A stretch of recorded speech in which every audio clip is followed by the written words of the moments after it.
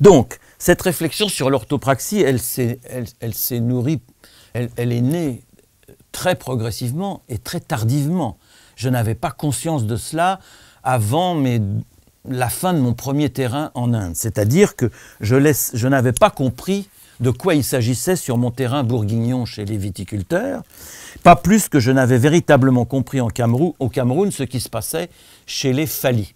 Mais rétrospectivement, regardant le matériel de l'époque, je comprends à quel point l'orthopraxie me devient nécessaire pour analyser tout cela. Alors, en gros, en Bourgogne, que ce soit en Beaujolais d'un monde de petits propriétaires exploitants ou en Bourgogne ou des viticulteurs salariés pour des gros négociants, le travail de la vigne et le travail du vin sont découpés dans un calendrier très précis, auquel sont assignés des outils, des tâches et une division du travail très particulière,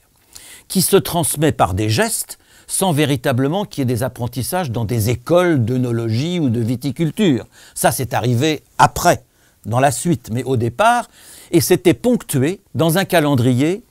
bercé par le chant des oiseaux.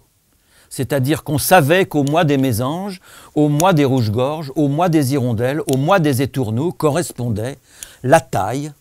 le relevage, la vendange,